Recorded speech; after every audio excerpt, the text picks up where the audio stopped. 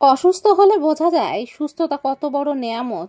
আল্লাহ পাক সবাইকে সুস্থ রাখুক। কিছুদিন অসুস্থ থাকার পরে যখন সুস্থ হলাম, তখন দুজনে মিলে ঘুরতে বেরিয়ে গেলাম। এই যে তোমরা দেখতে পাচ্ছ, সবাই কিন্তু আমরা এক এক করে পাহাড়ের দিকে এগিয়ে যাচ্ছি, পাথর ধরে ধরে উপরের দিকে যাচ্ছি।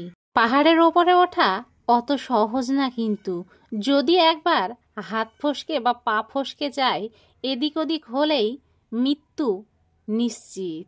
আল্লাহ না করুক কারো যেন বিপদ না আসে। তো আল্লাহর নাম নিয়েই উঠে চলেছি। আসলে আমরা নিজেকে ভালো রাখার জন্য, নিজের মনকে খুশি করার জন্য, নিজেকে আনন্দ দেওয়ার জন্য, মন খারাপ হলে নিজেকে ভালো রাখতে এই সুন্দর চমৎকার দৃশ্য দেখবার জন্য চলে আসি। তবে আমার ক্ষেত্রে কিন্তু একটু আলাদা। আমার মনে যেটা চাই সেটাই আমার দরকার।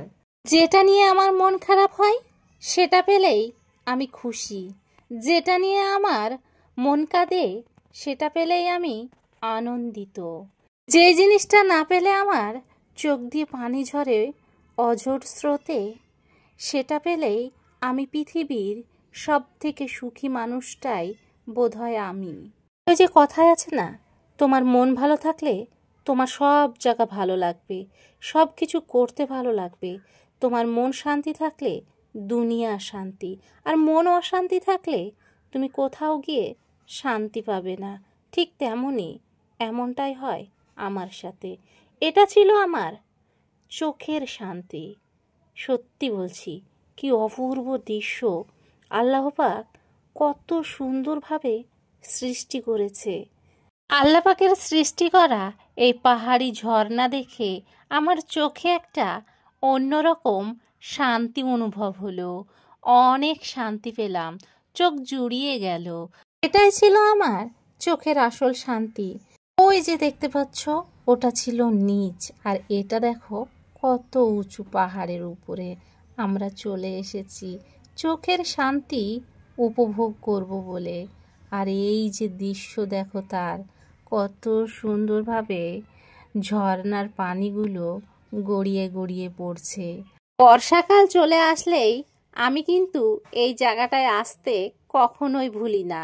এবার দিয়ে আমার 4 বার আসা হলো। চোখ ভালো রাখতে, চোখকে শান্তি দিতে, কখনো কখনো এই প্রাকৃতিক পরিবেশের মাঝে গড়ে ওঠা ঝর্ণাটায় এক পলকে চোখের শান্তি এনে দিতে পারে সকলের মনে। ভিডিওটা কেমন লেগেছে কমেন্ট বক্সে কমেন্ট করতে ভুলো না কিন্তু।